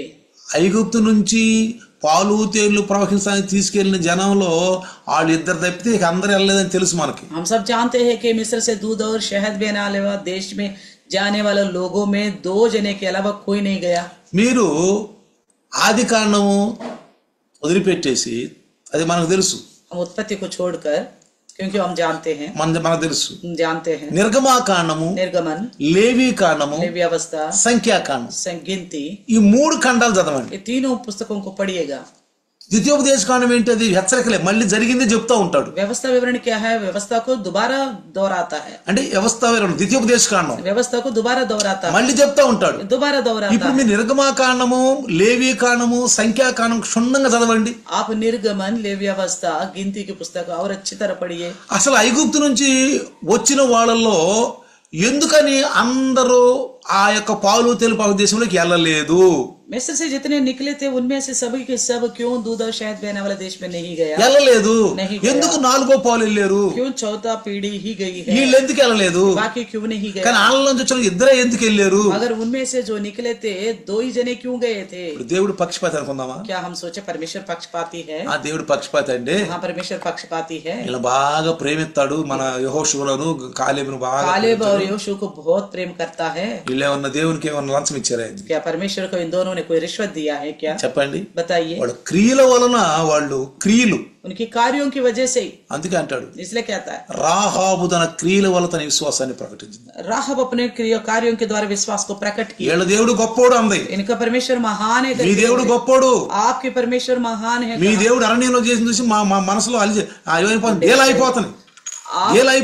आपके परमेश्वर ने जो जंगल में कार्य किया उन्हें देखकर हमारी हिम्मत हार गया। అమ్మో పెద్ద రాజులను ఓడించారు, बड़े बड़े राजाओं को हराए हैं, నీ వల్ల కాదు అది, वो आपकी बस की మీ नहीं। దేవుడు గొప్పోడు आपकी परमेश्वर महान అని है। ఏం చేసింది? इसलिए పొగుడు ఊరుకుందా? ऐसा शाबाशी देकर चुप थोड़ी रही, పొగుడు ఊరుకోల, ऐसे बढ़ाई करके नहीं रही। ఏం చేసింది? क्या करे? ఆ వచ్చిన గూఢచారులు, గుప్తచారులకు సహాయం చేసింది। उस गुप्तचरों को मदद किया है। అందుకే ఎరుకో నాశనం అయిపోయినప్పుడు వాళ్ళ కుటుంబం నాశనం అవ్వలేదు। इसलिए एरिको को दीवार को जब वो नाश किया था, जब उनका परिवार को नाश नहीं किया, రాహాబు యేసుక్రీస్తు రావటంలో ఆ క్రమంలో ఆ కుటుంబంలో చేర్చబడింది। तो यीशु मसीह आने वाली उस वंशावली में राहब भी शामिल की गई। ఎవరా రాహాబు? कौन है वो राहब? వేశ్యండి, एक वेश्या थी। వేశ్యండి। एक वेश्या। రూత్ ఎవరండి? रूत कौन है? అన్ని జనరాలు। अन्य जाति की। రూత్ ఎవరు? रूत कौन है? అన్ని జనరాలు। अन्य जाति की है। రూతు। रूत। మరి వీళ్ళని దేవుడు తన యొక్క క్రమంలో చేర్చుకున్నాడు। परमेश्वर ने अपने नियम में इन्हें शामिल किया है। ఆయనకి పక్షపాతం ఉండదండి। उनको कोई पक्षपात नहीं है। ఎందరైతే जितनों ने తనను విశ్వసిస్తారు అందరూ దేవుని కుమారులు। वो जितने यीशु मसीह पर भरोसा रखते वो सबके सब परमेश्वर का విశ్వాసం संतान है। ప్రతివాడును विश्वास रखने वाला हर एक లోకమును ఎంతో ప్రేమించాడు, परमेश्वर जगत से बहुत प्रेम తన किया, అద్వితీయ కుమారుని ఇచ్చాడు। अपने एकलौते पुत्र को दे ఆ दिया। కుమారుని విశ్వాసం ఉంచిన వారందరూ నశించిపోకుండా నిత్య రాజ్యంలోకి వెళ్తారని उस చెప్పారు। पुत्र पर विश्वास करने वाला कोई नष्ट ना होगा, और अनंत जीवन में जाएंगे। ఇది క్రమం అండి, ये एक नियम है, ఇది క్రమం. ये नियम। కాబట్టి इसलिए ప్రస్తుతం వర్తమానంలో ఎలా ఉండాము, आप अभी वर्तमान में कैसे हो, प्रस्तुत हो, समय कैसे हो। ముందు బాగుండొచ్చు మంచిగా, पहले बहुत अच्छे हो सकते हैं आप, కానీ రాబోయే దినాల్లో ఇంకా బాగుంటాను నేను, क्या पता आने वाले दिन में और अच्छी तरह रहने की योजना होगा। అది కాదు. ये सब नहीं चलता। ఇప్పుడు ఎలా ఉండాను నేను, वर्तमान में कैसे हो आप, ప్రస్తుతానికి నా యొక్క విశ్వాసం ఏంటి? फिलहाल आपका विश्वास कैसी है। అందుకే इसलिए అమర్చుకోమన్నాడు ఇక్కడ. इसमें बढ़ते जाओ करके बोलता है। ఇవి మీకు కలిగి ఉంటే ఏమన్నాడు, విస్తరిస్తే, ఇవి కలిగి మీకు విస్తరిస్తే ये सब आपका अंदर हो और बढ़ते जाएगा तो స్వామరులుగా ఉండరంట. आप निकम्मे नहीं होगे। తరువాత అనేది వద్దు అసలు, बाद है, बाद में करके मत सोचना कर। వచ్చే వారం వెళ్దాం చర్చికి, अगले हफ्ता जाएंगे चर्च में, అది వద్దు అసలు, ये नहीं, అది వద్దు. ऐसा नहीं। తర్వాత ప్రార్థన చేద్దాం, बाद में करेंगे प्रार्थना, తర్వాత బైబిల్ చదువుదాం, बाद में बाइबल पढ़ेंगे, తర్వాత बाद में, తర్వాత बाद में, అది అసలు వద్దు.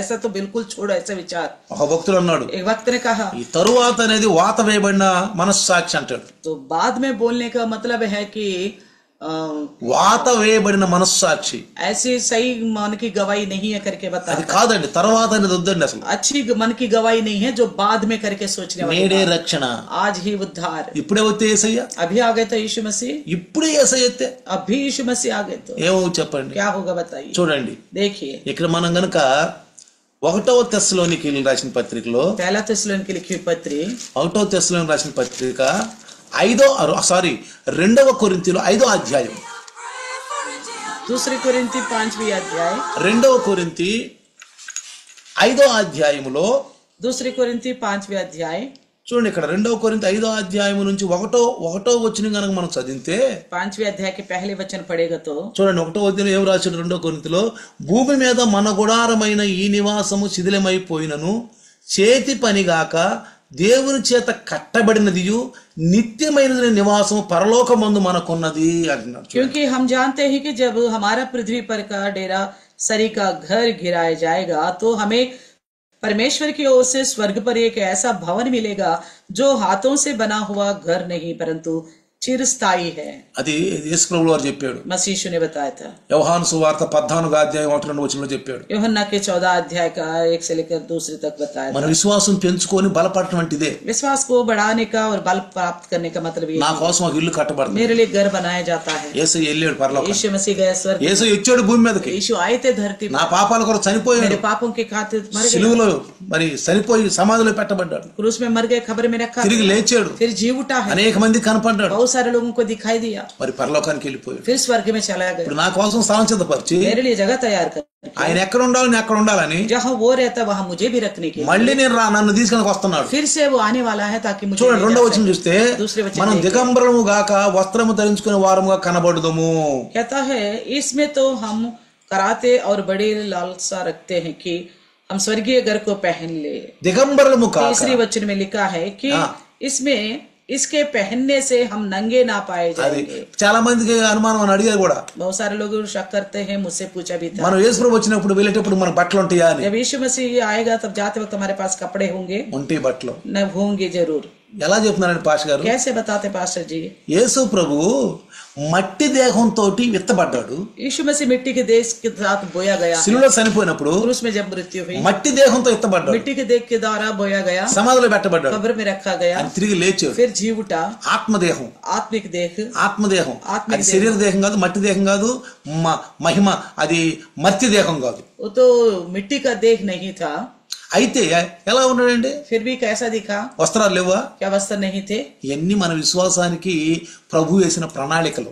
ये सब हमारे विश्वास के लिए प्रभु की एक योजना है। పెంచుకోవటం మనం. हमारे विश्वास को बढ़ाना है। యేసుప్రభు తిరిగి లేచినప్పుడు ఆయన బట్టలు ఉన్నాయి, यीशु मसीह जी उठा था तब उनके कपड़े थे, బట్టలు ఉన్నాయి, తెల్లని వస్త్రాలు ఉన్నాయి, तो श्वेत वस्त्र पहने हुए थे। యేసులాగే ఉన్నాడు. यीशु की सब जैसा था वैसा ही था वो भी। మనం చనిపోయినాక, हमारी भी मृत्यु होने के बाद, ఒకవేళ యేసు రాకముందే చనిపోతే, यीशु से पहले आने के पहले मृत्यु हो गई, యేసు పరలోకం నుంచి వచ్చినప్పుడు మధ్యాకాశానికి వచ్చినప్పుడు जब यीशु बीच की आकाश में आएगा, సమాధుల నుంచి ముందు లెగుతాం, कब्र में से जी उठेंगे, మనలాగే ఉంటాం. जब जैसा हम हैं अभी वैसा ही दिखेंगे। మనకు చక్కని బట్టలు ఉంటాయి, हमें अच्छे वस्त्र मिलेगा, తెల్లని వస్త్రాలు ఉంటాయి. श्वेत वस्त्र मिलेगा। ఎవరైతే బ్రతికుండి పరిశుద్ధులుగా తన విశ్వాసాన్ని కాపాడుకున్నారో, जो जीवित है अपने विश्वास को पवित्र रखते దేవుని చిత్తానుసారంగా నడిచారు, परमेश्वर की इच्छा के अनुसार चला है, వాళ్ళు రెప్పపాటులో మారిపోతారు. वो पलक झपकने के समय में बदल వాళ్ళకు जाएंगे, వస్త్రాలు ఉంటాయి, उनके भी वस्त्र दिया जाएगा, వస్త్రాలు ఉంటాయి. वस्त्र दिया जाएगा। అందుకే అంటాడు, इसलिए कहता है కాబట్టి ఇక్కడ కాబట్టి పరలోకము నుండి వచ్చు మన నివాసము దీనిపైన ధరించుకొనుచున్నాము.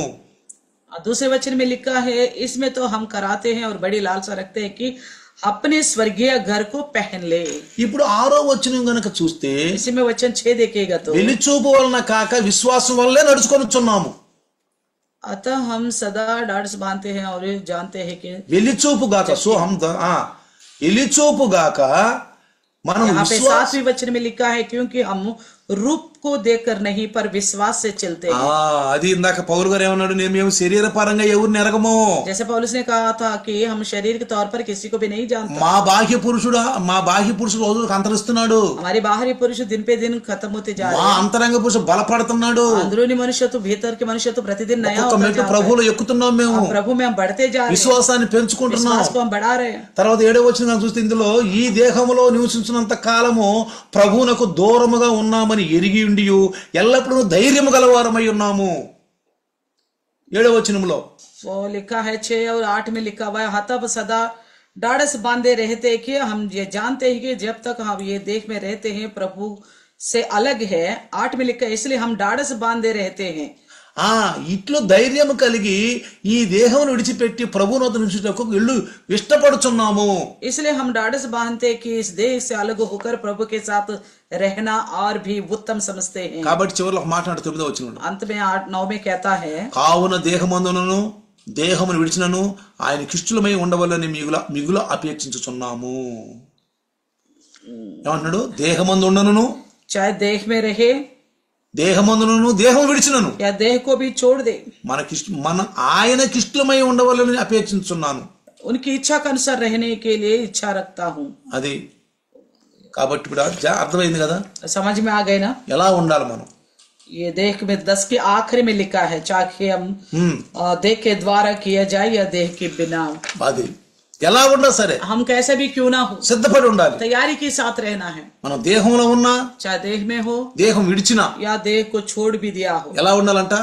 कैसा रहना चाहिए? పరలోక జీవితాన్ని భూమి మీద అనుభవించాలి. స్వర్గీయ जिंदगी को धरती पर जीना है. పరలోకంలో జీవించినట్టుగా భూమి మీద జీవించాలి. जैसे स्वर्ग में जीना चाहिए वैसा पृथ्वी पर ही जीना होगा. ఎన్ని కష్టాలు వచ్చినా, ఎన్ని బాధలు వచ్చినా, ఎన్ని ఇరుకులు వచ్చినా, ఇబ్బందులు వచ్చినా, चाहे कितना संकट समस्या कष्ट भी आ जाए. నేను మీకు ఒక విషయం చెప్పి ముగిస్తాను. एक बात बताकर खत्म करूंगा. 5వ అధ్యాయము 6వ అధ్యాయము 2వ కొరింథీ, दूसरा कोरिन्थी 6 अध्याय, ఇక్కడ 4 నుంచి మనం 10 వచనాలను చదువుకుంటే 4 से लेकर अगर 10 तक पढ़ेगा तो ఇక్కడ ఏమంటాడంటే 7వ వచనంలో 7 में कहता है, సత్యవాక్యం అనే దేవుని శక్తి కలిగి ఉన్నాం, కుడి చేతిలో ఎడమ చేతిలో నీతి ఆయుధములు కలిగి ఉన్నాం అంటాడు. तो सच्चे प्रेम से, सत्य के वचन से, परमेश्वर के सामर्थ्य से, धार्मिकता के हथियार से जो दाहिने सत्यवाक्यము दाहिने बाएं हाथों में है. సత్యం ఉన్నదన్నట్టు సత్య వచన్ जैसा है वैसा ही है. కుడి చేతిలో ఎడమ చేతిలో, కుడి ఎడమలో दाएं और बाएं ఆయుధాలు ఉండాలి. हथियार है.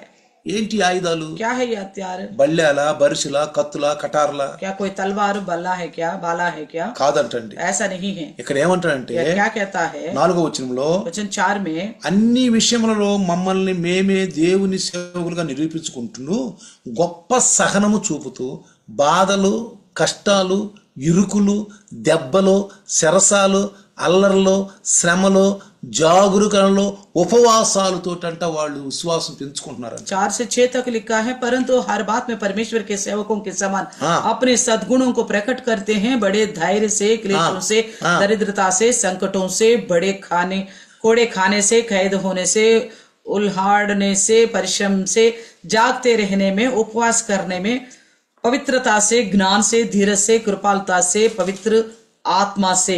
తర్వాత 6వ వచనంలో పవిత్రాత్మను, జ్ఞానముతోను, దీర్ఘశాంతను, దయతోను, పరిశుద్ధాత్మల నిష్కపటమైన ప్రేమతోను అంటాడు. ఇదొక ఆయుధం. एक हथियार है ये. ఇదొక ఆయుధం. एक हथियार है ये. 8వ వచనం కనుక చూస్తే, अगर 8वें वचन देखेगा तो 8వ వచనంలో ఘనత, చూడండి, ఘనతల యందును సుకీర్తి దుష్కీర్తి వలనను దేవుని పరిచారకులమై ఉండి అన్ని స్థితిలో మమ్మల్ని మేమే మెప్పించుకొనుచున్నాము. ఇక అక్కడ నుంచి కనుక మేము 10 వరకు కనుక మనం చదువుకుంటే, 8वें वचन से अगर 10 तक पढ़ेगा तो మనం 10 వచనాలు చదువుకుంటే, 10 तक पढ़ेगा, మేము మోసగాండ్రమై ఉండి సత్యవంతులము, తెలియబడని వారమైనట్టు ఉండి బాగుగా తెలియబడిన వారము, చనిపోతున్న వారమైనట్టు ఇదిగో బతుకుచున్న వారము, శిక్షింపబడిన వారమైనటువంటి, చంపబడిన వారము, దుఃఖపడిన వారమైనటువంటి, ఎల్లప్పుడూ సంతోషించు వారమును, దరిద్రమైనటువంటి అనేకులకు ఐశ్వర్యం కలిగించు వారము, ఏమీ లేని వారమైనటువంటి సమస్తమును కలిగిన వారము. 8 से लेकर 10 तक लिखा है, अनाथ और निरादर से, दुर्नाम और सुनाम से, यद्यपि भरमाने वाले जैसे मालूम होते हैं तो भी सच्चे से, अनजानों के सादृश्य है तो भी प्रसिद्ध है, मरते हुए के समान है और देखो जीवित है, मार खाने वालों के सादृश्य परंतु प्राण से मारे नहीं जाते, शोक करने वालों का समान है परंतु सर्वदा आनंद करते हैं, कंगालों का समान है परंतु बहुतों को धनवान बना देते हैं, ऐसा है जैसा हमारे पास कुछ नहीं तो भी सब कुछ रखते हैं. देखा, ये కుడి ఎడమల ఆయుధాలు, ये दाएं और बाएं की हत्या. అంతేగాని సాతాను రాళ్లతో కొడితే పోతాడని కాదు. ऐसा नहीं है शैतान को पत्थरों से मारने से वो भाग जाएगा. లేదండి, ऐसा नहीं है. ఇవి మనం కలిగి ఉండాలి. ये सब कुछ हमारे अंदर होनी चाहिए. మన విశ్వాసాన్ని పెంచుకోవాలి, विश्वास को बढ़ाना चाहिए. అందుకే యేసయ్య అన్నాడు, इसलिए यीशु ने कहा, ప్రభువా ప్రభు అన్నవాడు పరలోకానికి వెళ్ళడు, प्रभु प्रभु बोलने वाला स्वर्ग में नहीं जाएगा. ఆయన చిత్తమును రాయబడిన బైబిల్లో, की इच्छा लिखी गई है बाइबल ग्रंथ में, యేసుక్రీస్తులో यीशु के नाम से ఆయనకి రాయబారులుగా ఉండి మేము మిమ్మల్ని ప్రభువులో మిమ్మల్ని హెచ్చరిస్తున్నాం. उनकी ओर से राजदूत होकर प्रभु में आपको सावधान करते हैं. చెప్పిన మాటలు వినకుండా, बताए गए बातों को ना सुनते हुए, వాక్యాన్ని అనుసారంగా నడవకుండా, वचन के अनुसार ना चलते हुए, నా భక్తి ఏదో నేను చేశాను, मैं अपने ओर से भक्ति किया నీ हूँ, చిత్తం ప్రభు అంటే आपका इच्छा प्रभु बोलने से అలా ఉండకూడదు. ऐसा नहीं चलेगा. కాబట్టి భక్తిని అనేది అమర్చుకోవాలి, भक्ति को बढ़ाते जाना है, అది మనమే చేసుకోవాలా. हमें अपने आप से ही करना. నువ్వు దేవుడు, నువ్వు అయ్యా, నువ్వు అంటే आप ही बढ़ाओ बढ़ाओ बोलने से, ఉదాహరణ చెప్పాడు బైబిల్లో, सादृश्य तौर విందు సిద్ధపరిచింది, వచ్చిన వాడు పిలిచిన వాడు పాత్రులు కాదు.